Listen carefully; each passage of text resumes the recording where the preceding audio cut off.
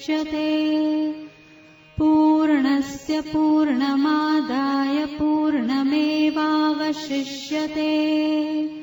ॐ शान्ति शान्ति शान्तिः। ॐ पूर्णमदः पूर्णमिदं पूर्णात् पूर्णमुदच्यते पूर्णस्य पूर्णमादाय पूर्णमेवावशिष्यते। ॐ शान्ति शान्ति शान्तिः। शङ्करं शङ्कराचार्यं केशवं बादरायणं सूत्रभाष्यकृतौ वन्दे भगवन्तौ पुनः पुनः। ईश्वरो गुरुरात्मेति मूर्तिभेदविभागिने व्योमवद्व्याप्तदेहाय दक्षिणामूर्तये नमः। ॐ शान्ति शान्ति शान्तिः। ज्ञान यज्ञ में दया परिवार के द्वारा दया स्मृति गीता चिंतन माला के अंतर्गत अष्टावक्र गीता द्वितीय प्रकरण समाप्त हुआ। अभी तृतीय प्रकरण प्रारंभ किया जाएगा।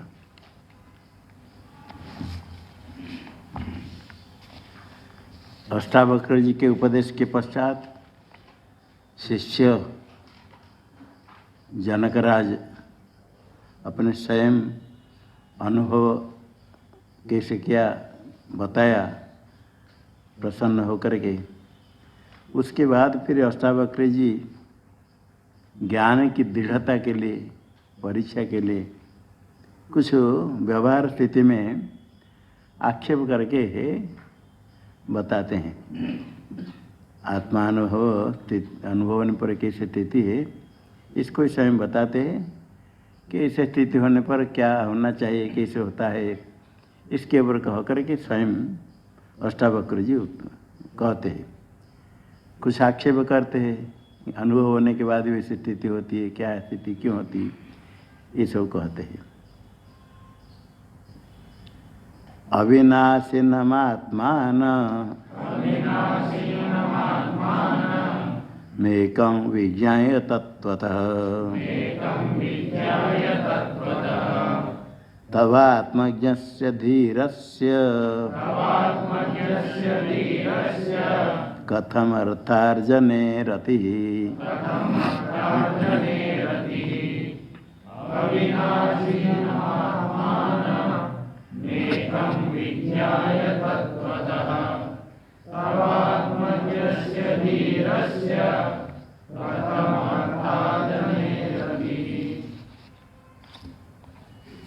आत्मा अविनाशी है। अविनाशीनम आत्मानम। अज्ञान अवस्था में तो देह को हम मान करके विनाशी मानते हैं। मैं मर जाऊंगा, वो मर गया, ये मर जाएंगे, सब देह को आत्मा मान करके विनाश का निश्चय शंका नहीं विनाशी मानते हैं। देखते विनाश हो जाता है, कोई मर जाता है, किंतु जब साक्षात्कार आत्मा का ज्ञान होता है वो आत्मा क्या है? एकम एकम आत्मान विज्ञाय। अज्ञान अवस्था में तो आत्मा अनेक लगता है, बहुत देह को दे करके चैत्र मैत्र अलग अलग सब जितने मनुष्य पशु पक्षी कितने आत्मा सब जीवात्मा बहुत है। कितने मत में, सब मत में भेद। एक वेदांत को छोड़ करके बाकी जितने 5 दर्शन हैं, आस्तिक दर्शन, वेद को प्रमाण मानने वाले, न्याय वैशेषिक सांख्य योग पूर्व मीमांसा, सब जीवात्मा भेद मानते हैं। और वेदांत दर्शन में भी एक केवलाद्वैत शांकर मत से भिन्न अन्य जितने सब जीवात्मा का भेद मानते हैं, द्वैत। अद्वैत कहीं कहेंगे है जड़ चेतन विशिष्ट आत्मा ईश्वर एक है। ईश्वर एक तो है किंतु जीव अनेक है, आत्मा भेद मानते हैं। किंतु श्रुति से चौथा प्रमाण से जो ज्ञान होता है, एकमेव अद्वितीयम, एकम एव अद्वितीयम, एक ही है, द्वितीय नहीं है। और वह केवल इसी वाक्य से नहीं, बहुत श्रुति वाक्य अनंतम ब्रह्म का, अनंतम देश काल वस्तु परिच्छेद रहित, उससे भिन्न कुछ नहीं है। भिन्न कुछ हो तो वस्तु परिच्छिन्न हो जाएगा। ब्रह्मैवैतम सर्वम खलिदम ब्रह्म, नेह नानास्ति से ब्रह्मे नाना अनेक भेद है ही नहीं। मृत्यु से मृत्यु में अपनुति यह नानेव पश्यति, निंदा की गई वेददर्शी की। गीता में भगवान का देवासुदेव सर्वम, एक ही आत्म तत्व है। शास्त्र में श्रुति सब, स्मृति में भी पुराण में सर्वत्र एक अद्वितीय आत्मा कहा गया। अनेक दिखता है, भेद दिखता है उपाधि के कारण, देहादि उपाधि के कारण। देह बहुत होने से, जैसे आकाश एक होने पर भी अनेक घड़ा के अंदर घटाकाश अनेक है, घटाकाश मठाकाश भेद व्यवहार किया जाता है, किंतु वस्तुतः आकाश का भेद नहीं होता, एक है। ठीक इस प्रकार आत्मा व्यापक एक अपरिचिन्न शुद्ध तत्व है। एकम आत्मानम विज्ञाय, जो एक है अविनाशी, वही अपरिचिन्न है। उससे भिन्न जितने परिचिन्न है, जो परिचिन्न है वो सत्य नहीं है। अनंत अपरिचिन्न ही सत्य है, वही अविनाशी है। क्योंकि काल परिचिन्न नहीं, विनाशी होगा तो काल परिचिन्न, विनाशी के बाद नहीं रहेगा। जो देश परिचिन्न नहीं, काल परिचिन्न नहीं, वस्तु परिचिन्न नहीं, वही ब्रह्म है, वही आत्मा है। सर्वव्यापक है, इसलिए देश परिचिन्न नहीं, काल परिचिन्न नहीं, उत्पत्ति नाश रहित है, नित्य है। और वस्तु परिचिन्न नहीं, उससे भिन्न कोई है ही नहीं। जितने सब दिखते सब कल्पित है। एक आत्मा है, वही ब्रह्म है, उसको आत्मा शब्द से कहते हैं। उसका जब ब्रह्म का परमात्मा का साक्षात्कार होगा, ये मां पश्यति सर्वत्र वासुदेव सर्वम अहम अस्मि परम ब्रह्म, अहम ऐसे ज्ञान होगा। आत्मा का मेरे से भिन्न है, परमात्मा ऐसा नहीं। भेद जहाँ है उपाधि के कारण भेद है, व्यावहारिक भेद है। ज्ञान जो तो नहीं हुआ, उपाधि को लेकर भेद ही व्यवहार होता है, सब भेद व्यावहारिक सब है। किंतु वास्तव यदि विज्ञाय विशेषण ज्ञान, ज्ञान विज्ञान, ज्ञान के साथ बीज लगा देंगे विज्ञान, ज्ञान विज्ञान तृप्तात्मा। ज्ञान तो शास्त्र ज्ञान परोक्ष ज्ञान हो जाता है, किंतु विशेष ज्ञान है उसका अनुभव, साक्षात्कार। साक्षात्कार का अर्थ नहीं इंद्रियगम्य, ऐसा नहीं। और साक्षात्कार का अर्थ नहीं कि अपने से भिन्न होगा, ये भी नहीं। अनुभव, ये अनुभव संशय विपर रहित अनुभव, अहम अस्मि परम ब्रह्म। वाक्य से तो ज्ञान थोड़ा हो जाता है, मैं ब्रह्म तत्त्वमसि आदि सुन करके, किंतु उसमें संशय रहता है, देहादि में अहम बुद्धि होती है। ये से देहादि में अहम बुद्धि रहित, संशय रहित विज्ञान, अपरोक्ष ज्ञान कहीं कहते हैं, अपरोक्ष में दृढ़ अपरोक्ष। इस प्रकार जान करके तत्वतः विज्ञाय, तत्वतः ठीक पारमार्थिक ज्ञान, तत्व को एक अद्वितीय, इसको जो जान लिया, जो अविनाशी है, एक अद्वितीय है, वही आत्मा व्यापक है, उसको तत्वतः विज्ञाय, संशय विपरीत ज्ञान निश्चय होने के बाद तब तुम इस प्रकार ज्ञानी हो तो आत्मज्ञ से धीरस्य, आत्मान जानाति आत्मज्ञ, आत्मा को जानने वाले ब्रह्मज्ञानी। आपसे भिन्न, तुमसे भिन्न कुछ भी नहीं, अद्वितीय आत्मा, असमिथ्या है, और धीर है, विवेकी है। जितेंद्रिय है, इंद्रियों को जीत लिया, वही धीर होता है जो प्रवाह में नहीं बह जाता है। प्रवाह में तो तिनका सूखे लकड़ी बह जाते हैं। गंगा प्रवाह में बड़े बड़े पत्थर है, जैसे कोई से कितने काल से पानी ऊपर चलता है जोर से, और बहने वाले तो बहुत बहते जाते हैं। कि धीर है ये संसार प्रवाह में नहीं बहने वाले, जो आत्मा है, अद्वितीय है, स्थाणु स्थिर है, कूटस्थ, निर्विकार, निष्क्रिय है, वही आत्मा है। उसका जो जान लिया तो धीर है। आप ऐसे धीर है, इंद्रिय को जीतने पर ही ज्ञान होता है। कश्चित धीर प्रत्येक आत्मा मैच्छत, श्रुति में कहा गया, कोई धीर प्रत्येक आत्मा का साक्षात्कार करता है। वो होता कब कैसे करता है? अमृतत्व मिशन, जो अमृतत्व मुक्ति की चाहता है वही कोई अमृतत्व मिशन का अर्थ अन्य किसी की इच्छा नहीं हो। ऐसा तुमको ज्ञान हुआ, धीर हो, ज्ञान होने के बाद कथम अर्थार्जन रति, अर्थ से अर्जन रति प्रेम कैसे है, कैसे होगा, कैसे होगी? जब तुम्हारे में रति दिखती है, प्रीति दिखती है धन संपत्ति इकट्ठी करने के लिए, ये कैसे संभव है? आत्मज्ञान हो, अद्वितीय हो गया, सब कुछ मिथ्या है, कुछ है ही नहीं।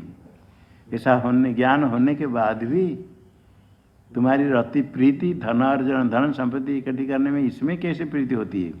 ये कैसे संभव है? ये आक्षेप है, ऐसे अर्थात इसे नहीं होना चाहिए। ऐसे कैसे होता है? जो एक आत्म साक्षात्कार होने को तो आत्मा से भिन्न कुछ नहीं, जो कुछ नहीं तो फिर किसकी इच्छा करना? किम इच्छा न कस्य काम है, किसकी इच्छा, कौन इच्छा करने वाला, क्या है? फिर धन अर्जन इकट्ठी करने में प्रीति कैसे, ये कैसे संभव है? अर्थात आत्मज्ञान में ये सब कुछ नहीं, सर्वप्रतित्व होने पर ऐसा नहीं होना चाहिए। ऐसे कैसे होता है? ये आक्षेप है। ऐसे करके कहने से उसके ऊपर कुछ लोगों को ज्ञानीत्व का भ्रम हो जाता है। ज्ञान नहीं होता है ना, ज्ञान तो होता है। किस किस को ज्ञान होता है? जितने को ज्ञान होता है उनसे ज़्यादा कितने लोगों को ज्ञानीत्व का भ्रम हो जाता है। कुछ नहीं समझ करके थोड़ा सुना, तुम ब्रह्म है कि ब्रह्म है, तो कुछ नहीं है, तो मैं तो ब्रह्म हूँ, बस मैं ब्रह्म हूँ। ये शरीर चलता फिरता है, मैं तो ब्रह्म हूँ, मैं नहीं जाता हूँ, मैं सर्वव्यापक हूँ। ये शरीर खाता है, मैं नहीं खाता हूँ। नाम कहीं ये शरीर वहाँ गया था, ये शरीर वहाँ गया था, भाषा सीख लेना है। मैं गया था, आप गए थे? नहीं नहीं, ये शरीर गया था, तब ठीक हो गया। अरे मैं शब्द कह दिया तो गया, तो मैं शब्द नहीं करके ये शरीर शब्द कहो। ऐसे थोड़ा सीख लेने के बाद तुरंत ही तो एक सप्ताह में सीख करके प्रवचन करते ज्ञानी बन जाते हैं। भाषा सीख लेने के बाद भ्रांति हो जाती है, वो तो एक सप्ताह नहीं, और कुछ पढ़ कर थोड़ा समझने के बाद ज्ञानीत्व का भ्रम हो जाता है। कोई किसी महापुरुष के पास जाकर बताया हमको ज्ञान हो गया, बोला हाँ इसे बहुत बार लगेगा, बहुत बार इसे भ्रांति होगी, अभी तो पहली बार हुआ, थोड़ी दिन के बाद फिर ज्ञान नहीं रहेगा, फिर लगेगा। ऐसे लगता है, पहले पहले बहुत बार लगता है। और जितने को भ्रम होता है उससे ज़्यादा और कुछ लोग आरोप कर लेते हैं, हुआ नहीं, मालूम है ज्ञान नहीं हुआ, वो दूसरे को दिखाते हमको ज्ञान हो गया, ठगने वाले, वो तो बिल्कुल और पापी है। और भ्रम हो जाता है, भ्रम होना के वही स्वाभाविक है। इंद्र विरोचना दोनों प्रजापति के पास गए, 32 वर्ष रहने के बाद ब्रह्मा जी ने उनको उपदेश किया और दोनों को भ्रम हो गया।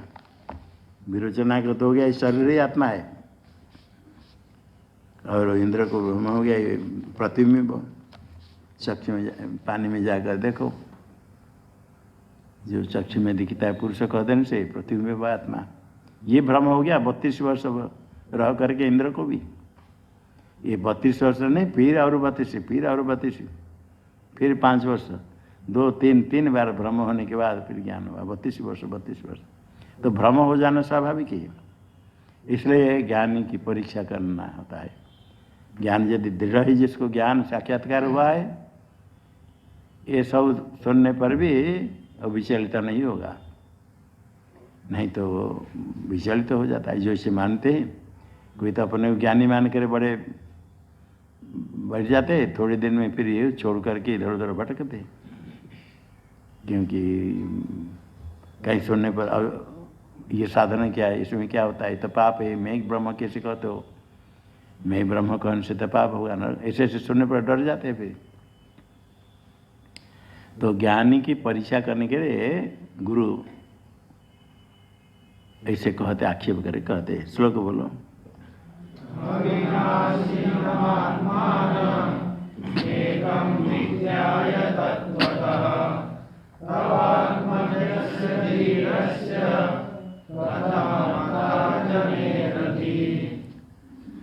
अर्थात अर्जन में रति प्रीति कैसे, अर्थात नहीं होनी चाहिए, क्यों नहीं होनी चाहिए, आगे कहते हैं।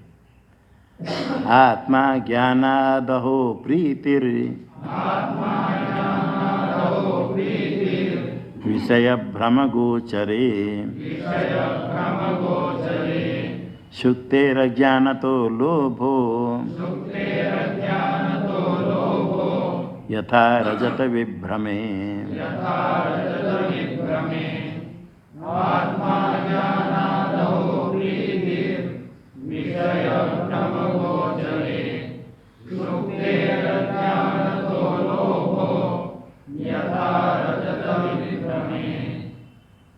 अहो आत्मा ज्ञानाद प्रीति विषय भ्रम गोचरे, भ्रम गोचरे विषय, विषय का भ्रम, विषय भ्रम आत्मा से भिन्न का जो ज्ञान होता है वही भ्रम है। आत्मा इससे भिन्न जिसका ज्ञान होता है भ्रम, उसका गोचर हुई भ्रम विषय सब जितने पदार्थ है अनात्मा है, भ्रम का विषय है, भ्रम गोचर है विषय, भ्रम का विषय है, भ्रम का विषय है। वैसे पाठ है विषय भ्रम गोचर है, विषयश्च भ्रम गोचर से करके क्या है, अब विषय को पूर्व निपात किया है, भ्रम गोचर विषय से होना चाहिए। ऐसे विषय ही भ्रम का विषय है। भ्रम गोचर विषय कहने का अभिप्राय सर्प, जैसे रजत का भ्रम हुआ रजत भ्रम का गोचर, भ्रम गोचर तो रजत है, किंतु यहाँ विषय क्या है, जो अधिष्ठान सुक्ति है, सुक्ति में रजत का भ्रम हुआ, और सुक्ति में लोभ है उसको लेने के लिए, अज्ञान तो लोभ दृष्टांत देते हैं।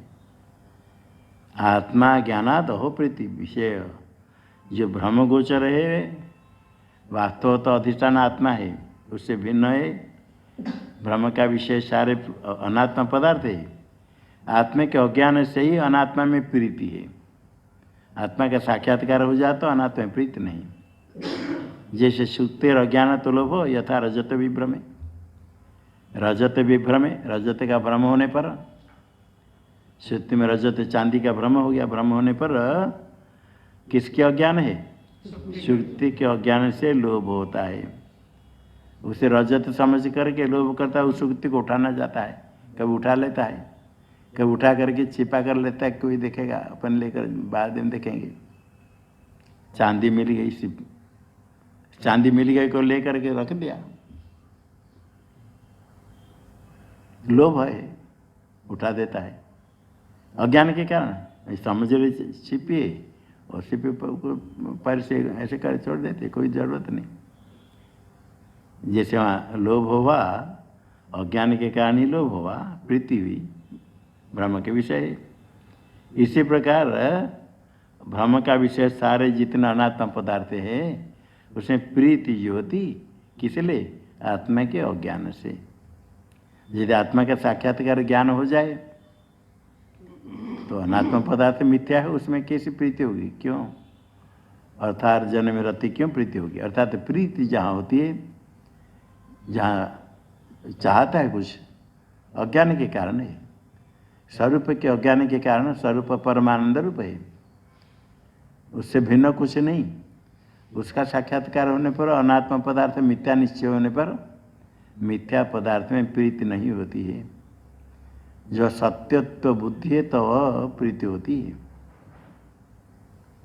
कोई पदार्थ ऐसे बनाते हैं, लड्डू ऐसे सीताफल देखा बनाते हैं, प्रदर्शनी में रखते रहे, मिट्टी के बना हुआ रंग करके, और प्लास्टिक से बनाते केला अंगूर ऐसे रखते, देखने पर दे बहुत एकदम उसको दही पकड़ करके जब तक नहीं देखे तो लगा केला है, केले अंगूर है। और उसमें सत्य तो बुद्धि, भूख लगती खाने के लिए, खाने उठा दे। जब मालूम हो गया ये लकड़ी के बना हुआ, मिट्टी के बना हुआ, प्लास्टिक से बना हुआ, तो जितने भूख लगने पर भी कोई एक अंगूर लेकर मुख में डालेगा?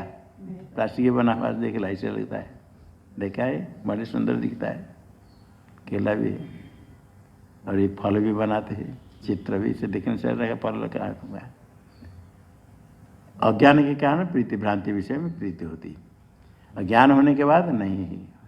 तो भ्रांति क्यों होती? तो इसलिए आत्मज्ञान होने के बाद फिर विषय में प्रीति को, इसलिए साक्षात्कार यदि हो जाता है तो विषय में प्रीति क्यों होती है? विषय में प्रीति का तो विषय में सत्य तो बुद्धि है, सत्य तो बुद्धि है तो ज्ञान कैसे हुआ? एक अद्वितीय वस्तु है सत्य, उससे भिन्न सब मिथ्या है। तो ये भ्रम होता है, अज्ञान के कारण होता है। इसलिए आत्मज्ञान होने के बाद विषय में प्रीति कैसे, धन में अर्जन करने के लिए प्रीति कैसे संभव है? हाँ, श्लोक बोलो।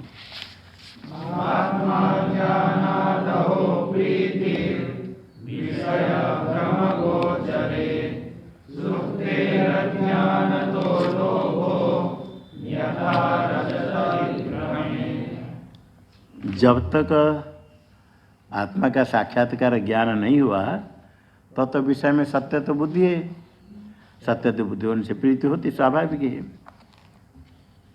इष्ट इष्ट अनिष्ट, इष्ट है तो प्रीति होगी, अनिष्ट है तो द्वेष होगा, राग द्वेष होगा। और जो आत्मा का साक्षात्कार कर अधिष्ठान ज्ञान हो जाए तो आरोपित पदार्थ मिथ्या, राज्य में सर्प, सुक्ति में रजत जो दिखता था मिथ्या निश्चय हो जाने पर उसमें प्रीति नहीं होती। श्रुति में रजत ब्रह्म, सर्प से भय नहीं होता है। आत्मा ही अपना स्वरूप है, सबका स्वरूप एक अधिष्ठान स्वरूप आत्मा है, बाकी सब कल्पित है। ऐसा होने पर प्रीति नहीं होती। फिर आत्मा कौन से आत्मा है, किसका ज्ञान, आत्मा का कैसे ज्ञान होगा, ये बताते हैं। विश्वं स्फुरति यत्रेदं तरंगा इव सागरे सोहमस्मीति विज्ञाय केन्दिन इव धावसि।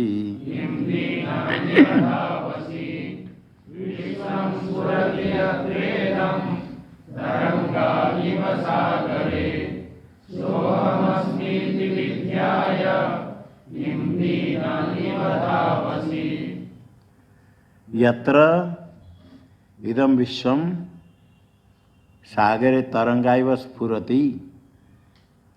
सागरे तरंगाइव, समुद्र में तरंग जैसे दिखते हैं, इसी प्रकार इदं विश्वं यत्र स्फुरति, जहाँ ये विश्व दिखता है, सारे प्रपंच दिखता है। तरंग कोई समुद्र से अलग नहीं है, किंतु दिखते हैं तरंग। जैसे समुद्र में तरंग समुद्र से भिन्न नहीं होने पर भी दिखते हैं, उत्पत्ति नाश, उत्पत्ति उत्पन्न होते, थोड़ी देर नष्ट होगी, चलते हैं। इसी प्रकार इदम विश्वम, सारे जगत ब्रह्मांड यत्र स्फुरति, जहाँ दिखता है। यत्र कौन से, जो अधिष्ठान स्वरूप वहाँ स्फुरन होता है। और अधिष्ठान की स्फूर्ति, स्फूर्ति का स्फुरन वो विश्व में दिखती है। स्फूर्ति, स्फुरन, अधिष्ठान का स्फुरन अध्यस्थ पदार्थ में। जब तक रस्सी है तब तक सर्प दिखता है रस्सी, किंतु हम कहते सर्प अस्ति, सर्प है कहते।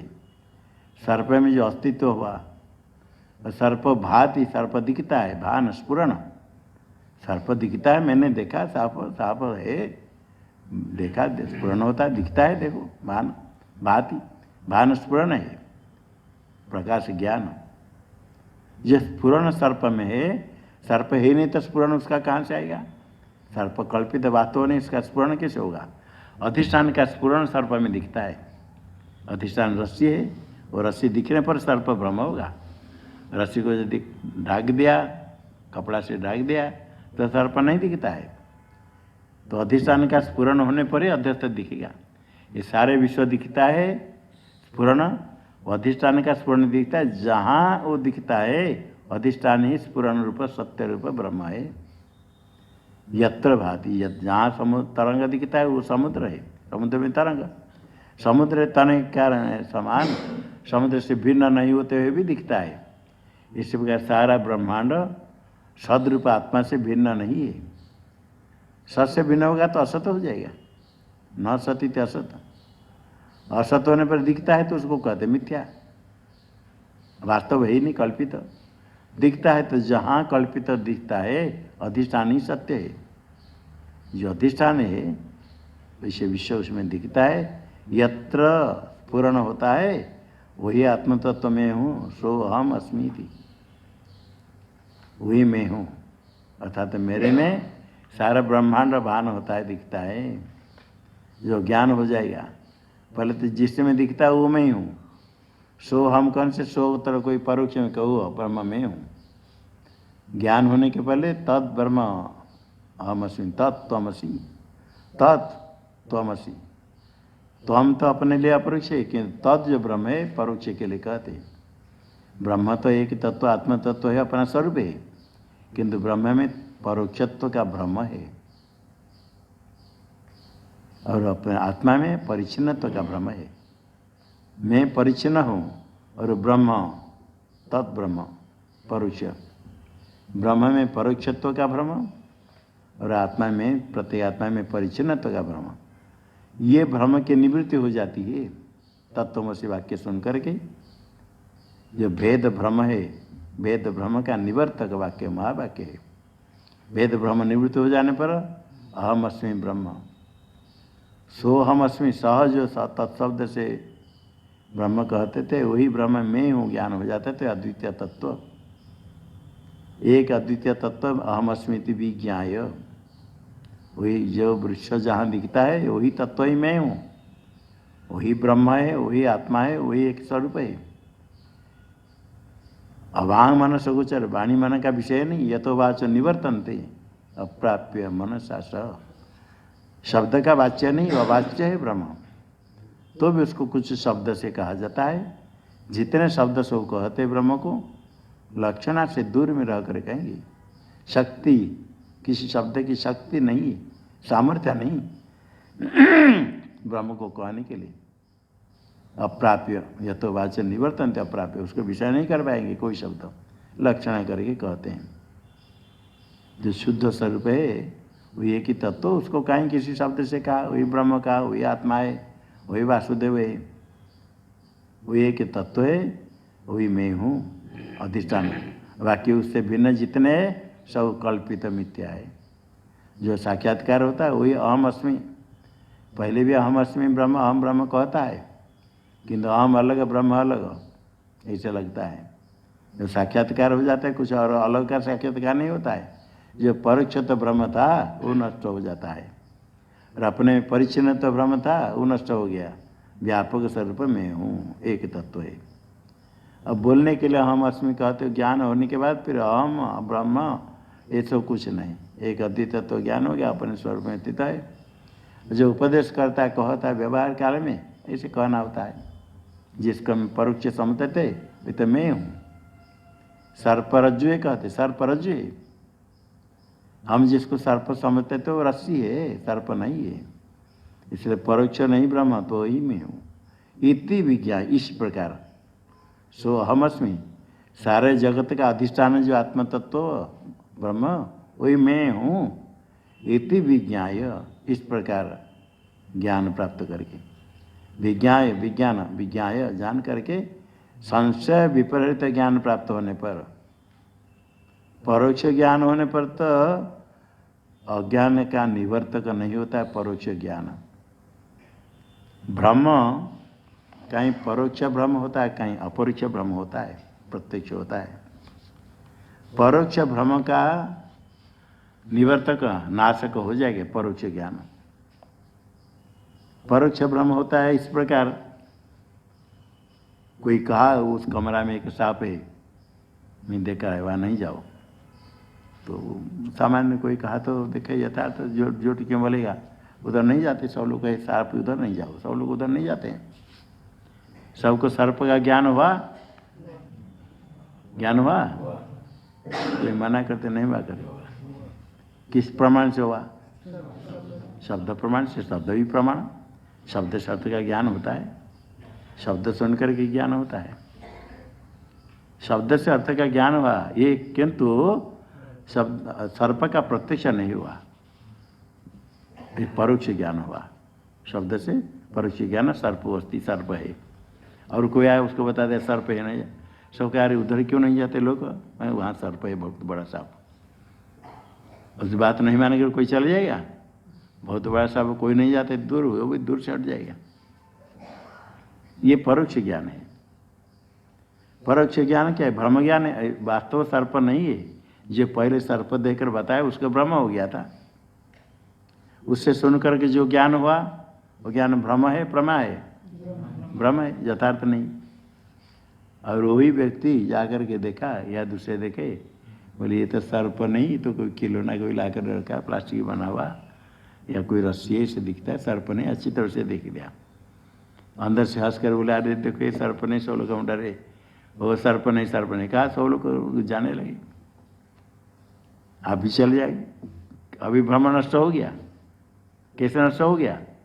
सुना सर्प नहीं है, सर्प नहीं सुना, वही परोक्ष, आपने देखा नहीं है या नहीं, क्या है? सर्प नहीं सुनने पर सर्प अभाव का प्रत्यक्ष परोक्ष ज्ञान हुआ। परोक्ष भ्रम का नाश परोक्ष ज्ञान से हो जाएगा, हो जाता है। कोई वस्तु कोई खाता है, क्या करे, बहुत कड़वी है, कड़वा है, नहीं नहीं कड़वा है, भ्रम हो गया, कड़वा हम नहीं खाएंगे। फिर बाद में नहीं नहीं ये कड़वा नहीं, ठीक है, ऐसा हमको भ्रम हो गया, बहुत मीठा है, फिर लेकर खाते।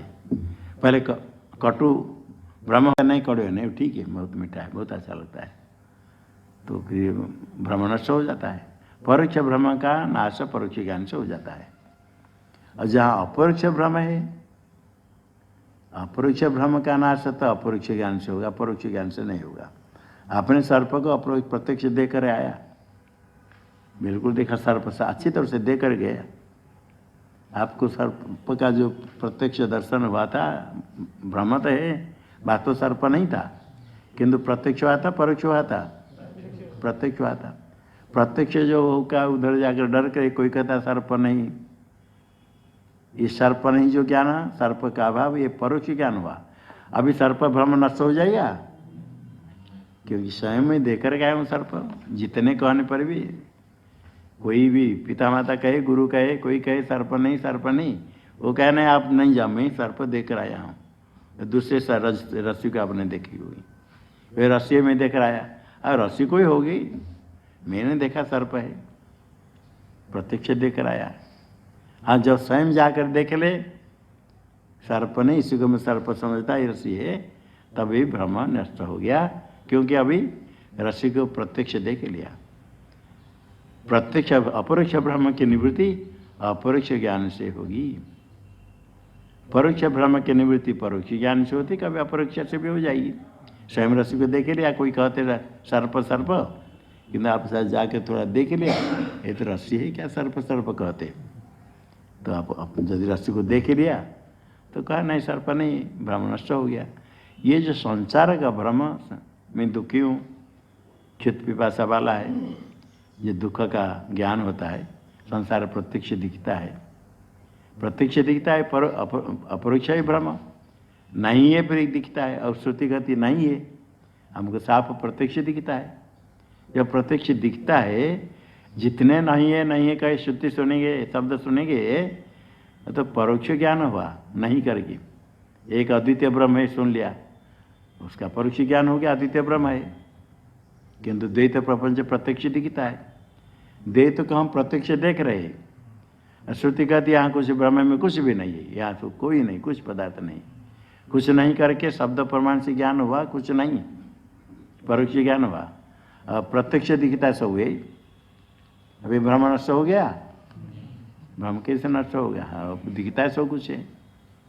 और जब तक अधिष्ठान का अपरोक्ष ज्ञान नहीं हो, एक अद्वितीय तत्व, वही अद्वितीय तत्व का अपरोक्ष ज्ञान हो गया तो भ्रम, पूरा भ्रम नष्ट हो जाता है। क्योंकि भ्रम, अपरोक्ष भ्रम होने से अपरोक्ष ज्ञान से नष्ट होगा, परोक्ष ज्ञान से नष्ट नहीं होता है।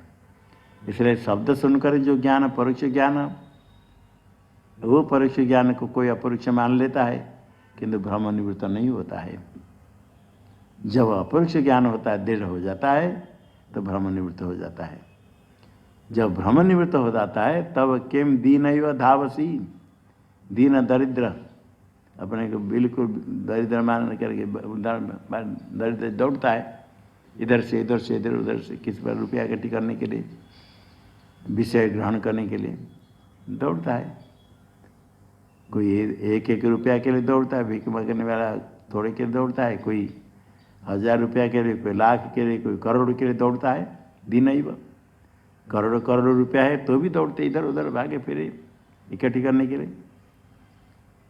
और जब साक्षात्कार ज्ञान होता, आत्मस्वरूप हो जाता है, करोड़ों रुपया भी उसके सामने कुछ नहीं।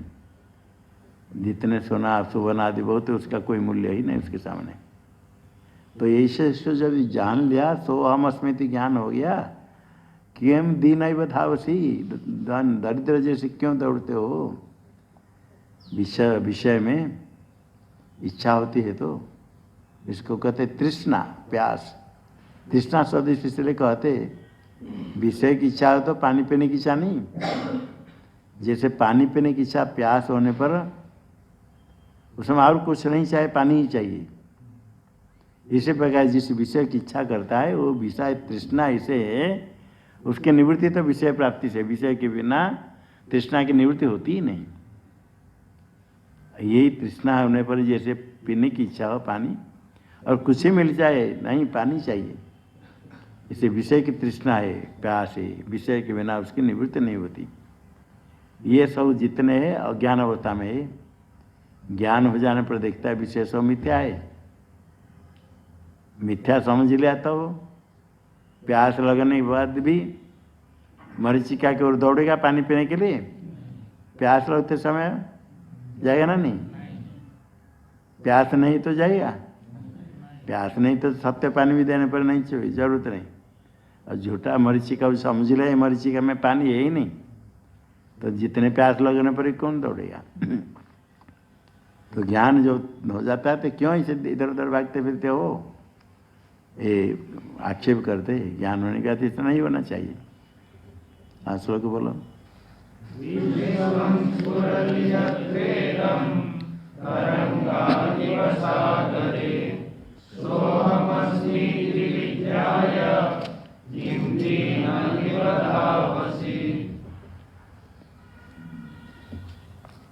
फिर परीक्षा के लिए और फिर आक्षेप करके कहते हैं, शुद्ध्वापि शुद्ध चैतन्य महात्मानमति सुंदरम उपस्थेत्यंत संसक्तो मालिन्यमधिगच्छति।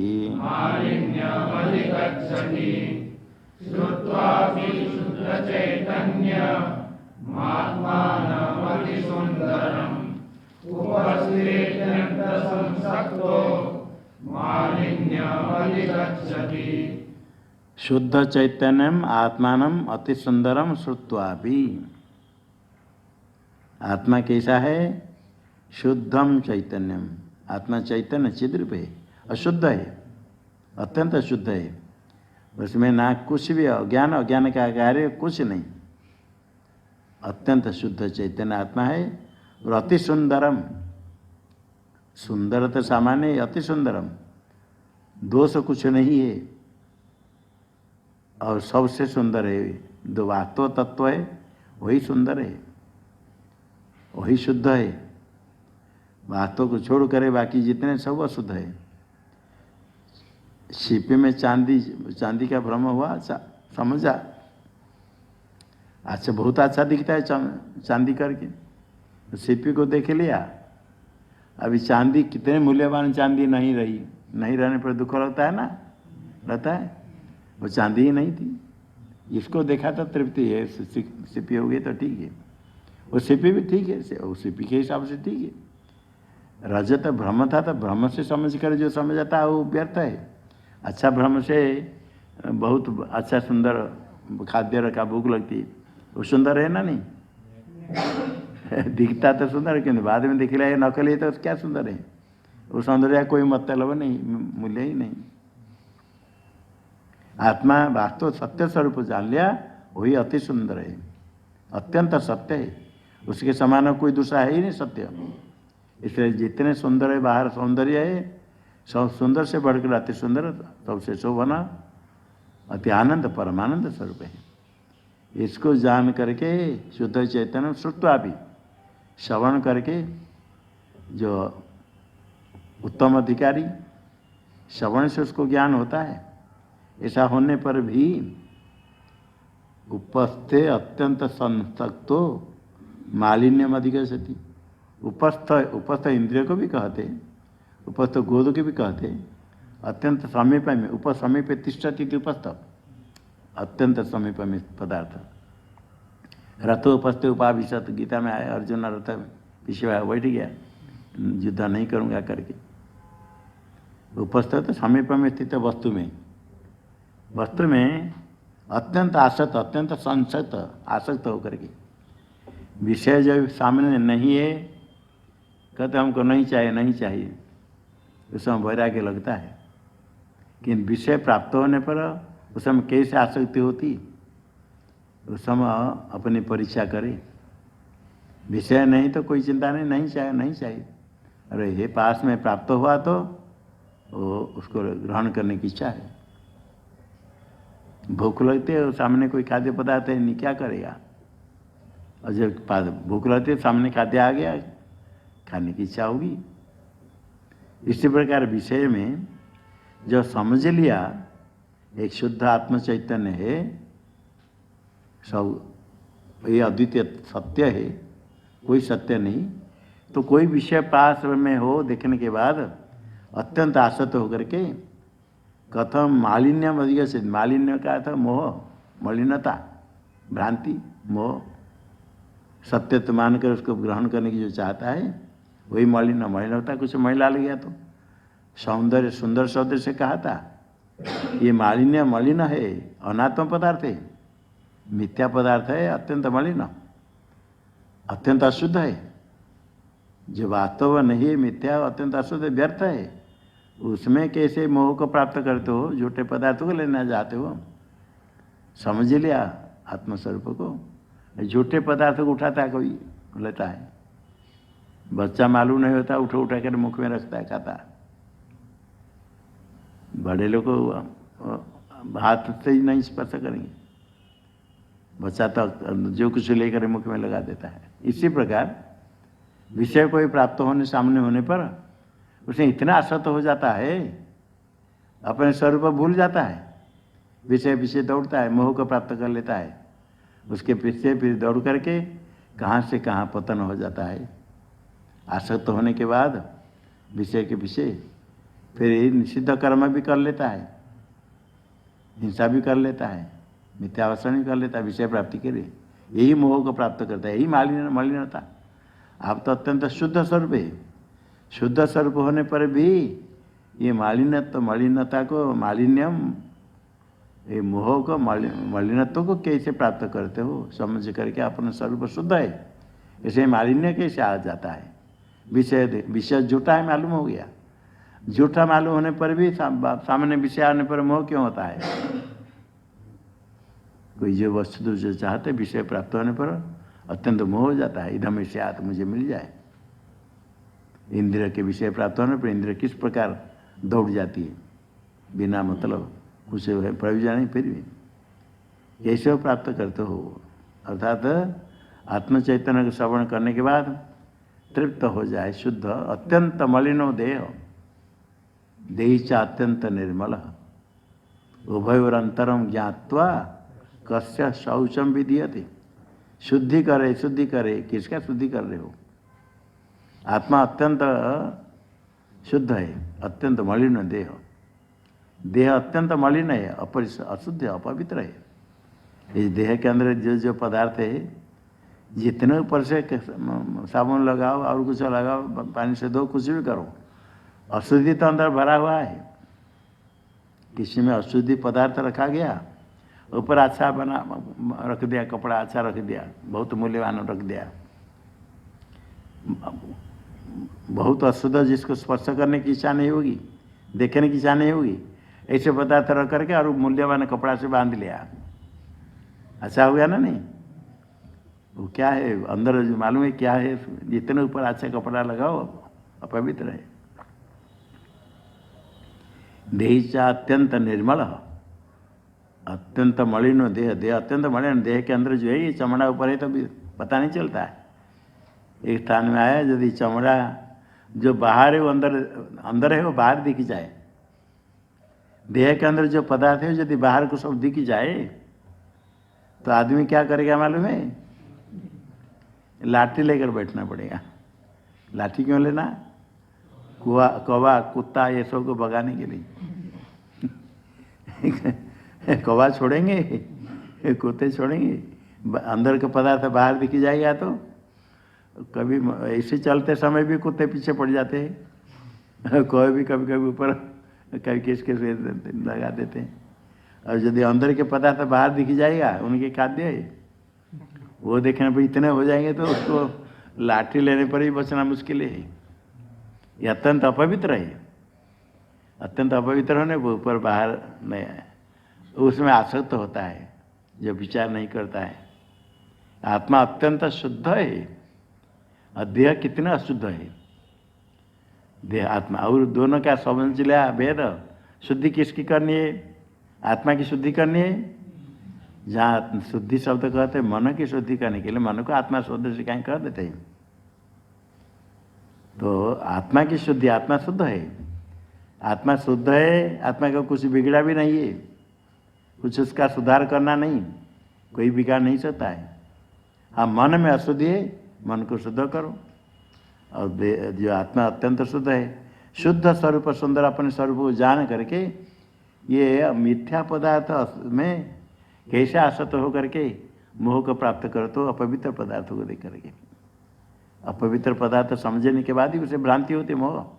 जिसको स्पर्श करना नहीं, देखना नहीं, झूठे हुए मालूम है मिथ्या है ही नहीं, कैसे मालिन्य मोह को प्राप्त करते हैं ज्ञानी। हाँ, श्लोक बोलो।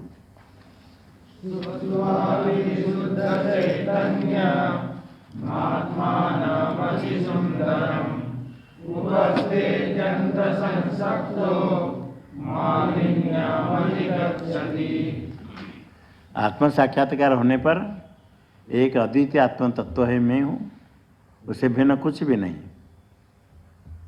मेरे से भिन्न क्या है? आत्म तत्व से भिन्न क्या है? किसमें ममत्व बुद्धि होगी? ममता किस में होगी? देह में तो ममता बुद्धि होगी,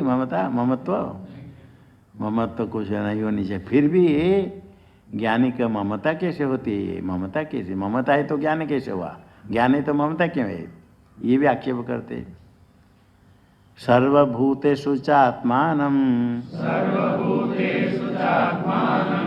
सर्वभूतानि चात्मनि मुनेर्जानत आश्चर्यं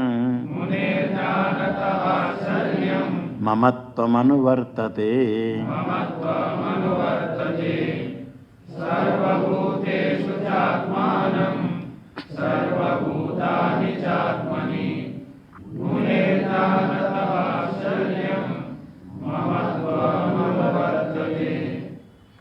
सर्वभूतेषु चात्मानं, गीता में है सर्वभूतस्थमात्मानं, सर्वभूतानि चात्मनि ईक्षते योग युक्तात्मा सर्वत्र समदर्शन। 6th अध्याय में है। यो माम पश्यति सर्वत्र सर्वं च मयि पश्यति। गीता में भी किस प्रकार उपदेश देखो, यो माम पश्यति सर्वत्र, माम कथा परमात्मा न, सर्वं च मयि पश्यति, सर्वत्र परमात्मा को और परमात्मा में सबको देखता है। तस्या हम न प्रणश्यामि सच में न प्रणश्यति, वो मेरे से दूर नहीं होता, मैं उससे दूर नहीं होता हूँ। अदर्शन को प्राप्त नहीं होता, तस्या हम न प्रणश्यामि, अदर्शन को प्राप्त नहीं करता हूँ, उसमें वो मेरे से दूर नहीं होता, मैं उससे दूर नहीं होता, सर्वत्र में, अर्थात परमात्मा को सर्वत्र और सब कुछ परमात्मा में। यह और उसके पहले श्लोक है सर्वभूतस्थम आत्मानम सर्वभूतानि च आत्मनि। आत्मा को कहाँ देखता है? सर्वभूत में स्थित है। और सारे भूत को कहाँ देखता है? सर्वभूतानि च आत्मनि। तो ये वहाँ परमात्मा को कहा, यहाँ आत्मा को कहा। इच्छते देखता है, योग युक्त आत्मा, योग नहीं तो आत्मा यश्य, योग ज्ञान है। सर्वत्र समदर्शन हो जाता है ज्ञान, उसी को यहाँ कहते हैं सर्वभूतेषु च आत्मानम। वहाँ सर्वभूतस्थम आत्मानम, सर्वभूतेषु तिष्ठति थी, सर्वभूतस्थम गीता में कहा। यहाँ सर्वभूतेषु आत्मानम, सर्वभूत में स्थित आत्मा को और सारे भूतों का आत्मा में, ऐसा ज्ञान हो जाता है। मुनेर जानत, जो मनन करने वाले, श्रवण करने के बाद उसका ज्ञान हो जाता है। क्या ज्ञान होता है? आत्मा सर्वभूत में, सर्वभूत अंतरात्मा है, सारे भूत आत्मा में आरोपित अध्यस्त है। नहीं तो सारे भूत में यदि आत्मा, आत्मा में सारे भूत, पात्र में घृत है, पात्र रखा उसमें घृत रखा, घृत में पात्र है, पात्र में घृत है, पात्र के ऊपर घृत और घृत के ऊपर पात्र, ऐसे कहा जाएगा? पात्र के ऊपर घृत है, भूतल में घट, घट के ऊपर भूतल है नहीं, लेखनी हाथ के ऊपर लेखनी, लेखनी के ऊपर हाथ नहीं। किंतु यहाँ कहते सारे भूत में आत्मा है, आत्मा में सारे भूत है। और समझाने के लिए ऐसे कहते थे, घड़ा को लेकर समुद्र पानी डुबा कर रखो, समुद्र में घड़ा है, घड़े में पानी है, पानी में घड़ा है, घड़ा में पानी है। किंतु जिन पानी घड़ा, घड़ा में जो पानी वो थोड़ा अलग हो जाता है। यहाँ क्या है? सर्वभूत में आत्मा है, सारे भूत आत्मा में अध्यस्त कल्पित है। वस्तुतः सारे भूत में आत्मा अधिष्ठान रूप से है, सत्य आश्रित होकर के नहीं। सारे भूत में आत्मा है, हृदय से अर्जुन तिष्ठति, हृदय में आत्मा आश्रित होकर रहता है, ऐसा नहीं। आत्मा वही देखता है, आत्मा ही है सारे भूत में। ऐसे सुक्ति में रजत भ्रम हो गया, सुक्तो रजत इति ज्ञानम, भ्रम ज्ञान। रज्जु में सर्प ज्ञान हुआ, ब्रह्म ज्ञान है। रज्जु में सर्प ज्ञान का क्या अर्थ है? रज्जु के ऊपर सर्प बैठा है, रज्जु सर्प इति ज्ञान का था, रज्जु के ऊपर सर्प नहीं, रज्जु के विषय में सर्प ज्ञान, रज्जु को ही सर्प समझ ला। सर्वभूत में आत्मा का था, सर्वभूत को भी आत्मा देखता है, सारे भूत आत्मा सर्वभूतेषु। रज्जु में सर्प ज्ञान हुआ, रज्जु को ही सर्प समझा, रज्जाम सर्प इति ज्ञान ऐसे कहते संस्कृत में। सुक्तो रजत इति ज्ञानम, सुक्ति के विषय में रजत ज्ञान हुआ, सुक्ति को ही रजत समझ लिया। इसी प्रकार सर्वभूतेषु च आत्मानं का था, सारे भूतों में आत्मा का था, सार्वभूत ही आत्मा ही है, भूत नहीं है। सारे भूत देखो तो आत्मा ही देखता है, आत्मा सारे भूत को नहीं देखता है।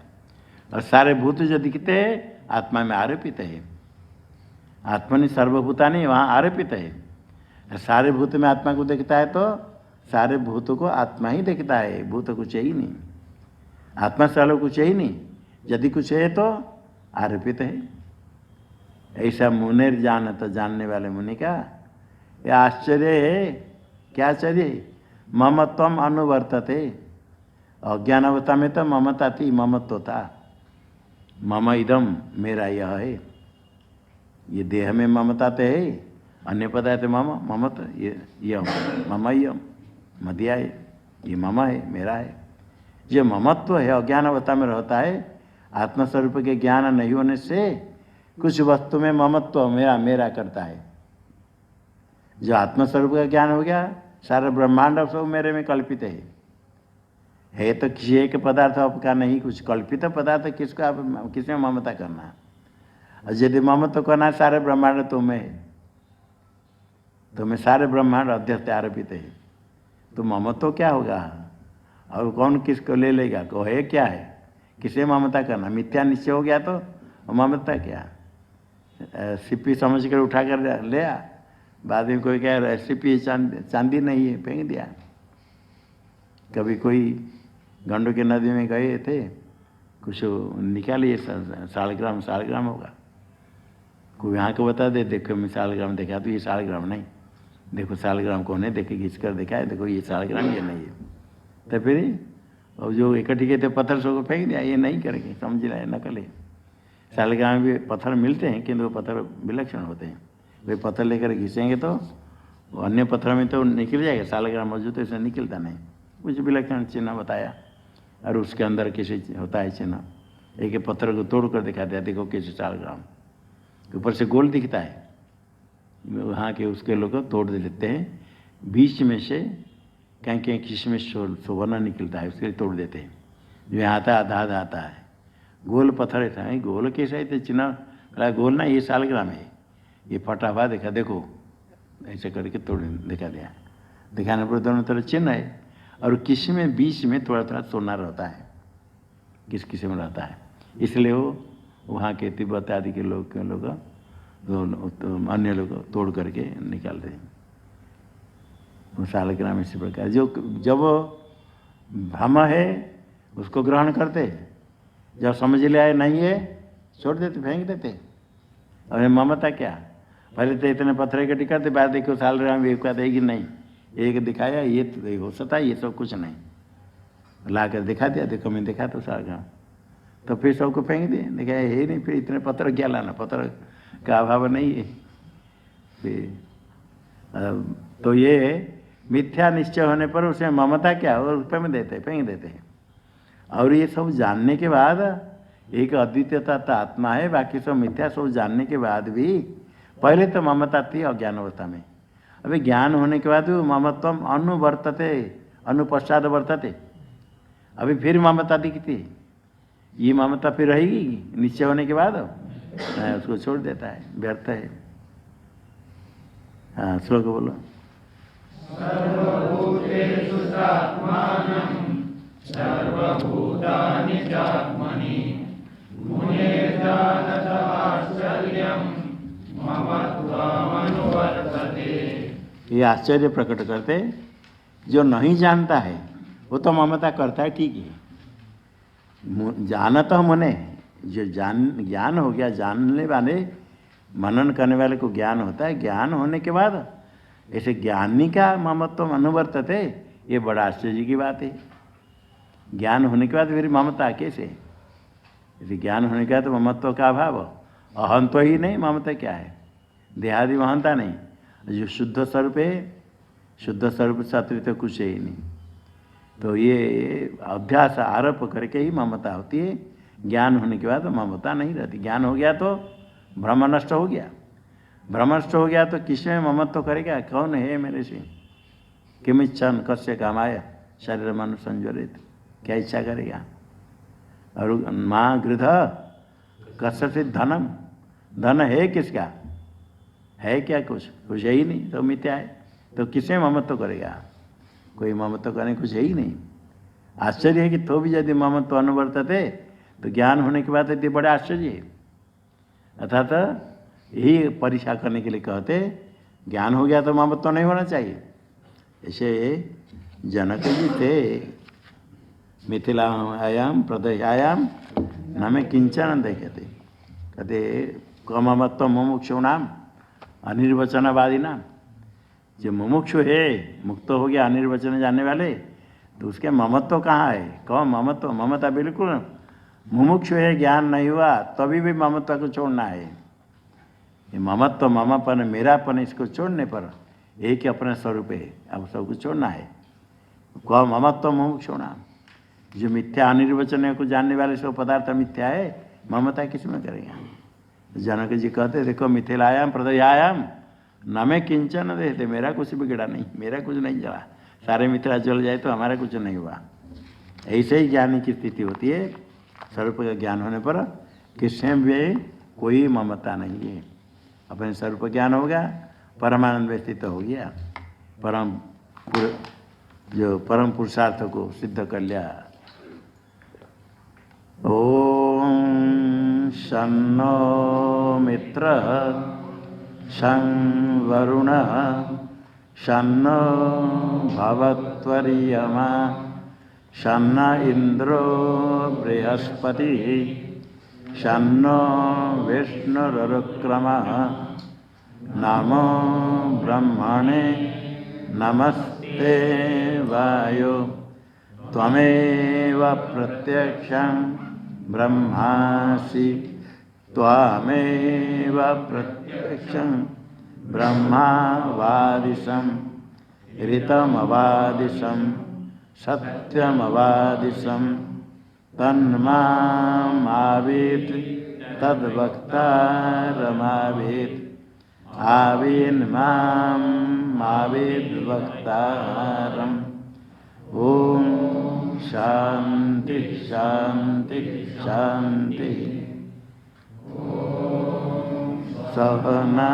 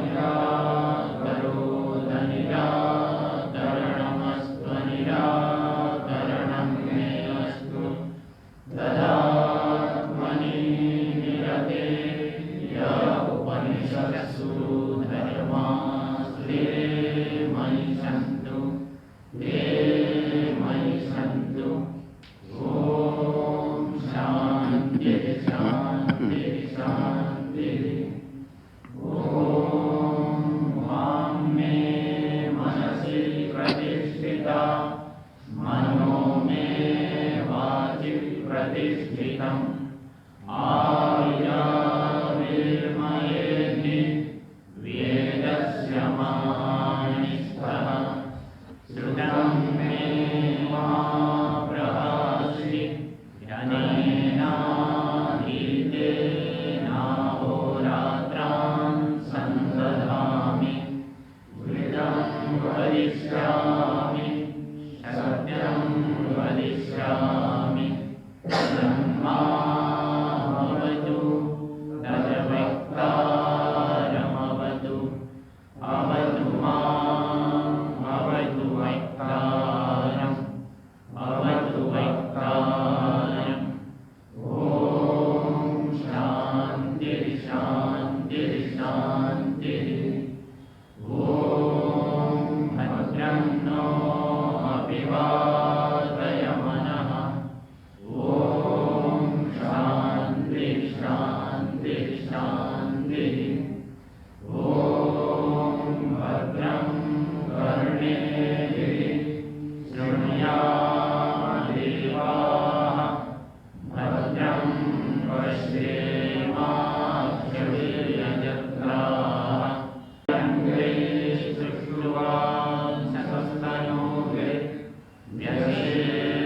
व्यशेमदेवहितं यदायुः स्वस्ति न इन्द्रो वृद्धश्रवाः स्वस्ति नमः पूषा विश्ववेदाः स्वस्ति नस्तारिषो वरिष्ठनेमिः स्वस्ति नो बृहस्पतिर्दधातु ॐ शान्तिः शान्तिः शान्तिः ॐ यो ब्रह्माणं विदधाति पूर्वं यो वै वेदांश्च प्रणोति तस्मै तन्मदेवमात्मबुद्धिप्रकाशं मुमुक्षुर्वै शरणमहं प्रपद्ये ॐ शान्तिः शान्तिः शान्तिः ॐ नमो ब्रह्मादिभ्यो ब्रह्मविद्या सम्प्रदायकर्तृभ्यो वंशऋषिभ्यो महद्भ्यो नमो गुरुभ्यः सर्वोपद्रवरहितः प्रज्ञानघनः प्रत्यगर्तो ब्रह्मैवाहमस्मि ब्रह्मैवाहमस्मि नारायणं पद्मभवं वसिष्ठं शक्तिं च तत्पुत्रपराशरं च व्यासं सुतं गौडपदं महान्तं गोविन्दयोगीन्द्रमथाश्रशिष्यं श्रीशङ्कराचार्यमथास्य पद्मा पादं सहस्रामलकं च शिष्यं तं दोढकं वार्तिककारमन्या नस्माद्गुरुं सन्ततमानतोऽस्मि श्रुतिस्मृतिपुराणानाम् आलयं करुणालयं नमामि भगवत्पादं शङ्करं लोकशङ्करं शङ्करं शङ्कराचार्यं केशवं वादरायणं सूत्रभाष्यकृतौ वन्दे भगवन्तौ पुनः पुनः ईश्वरो गुरुरात्मेति मूर्तिभेदविभागिने व्योमवद्व्याप्तदेहाय दक्षिणामूर्तये नमः ॐ शान्तिः शान्तिः शान्तिः देवि मे गुरुः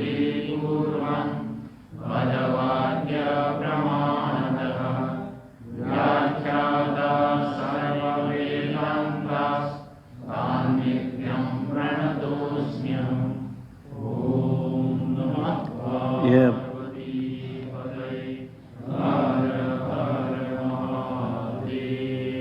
सब सत्संग प्रेमी श्रोताओं को ये विशेष सूचना दी जाती है।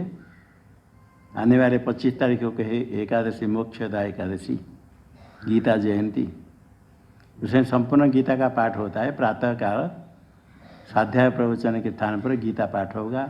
पहले बता देते हैं जो लोग सुबह नहीं सुनते, केवल शाम को सुनने वाले कुछ श्रोता होते हैं, तो गीता जयंती में गीता पाठ सबको करना चाहिए। जो लोग सत्संग नहीं श्रवण करते आपके परिवार में भी, उनको भी पहले बता कर रखे 25 तारीख सुबह गीता पाठ करेंगे सामूहिक। इस बार हमारे साथ संत लोग भी कुछ पाठ करेंगे। तो मिल करके सामूहिक पाठ करने से, मिलकर पाठ करने से उच्चारण भी सीख लेते हैं, भक्ति बढ़ती है, पाठ हो जाता है और करनी चाहिए। इसलिए पहले से तैयार रहे।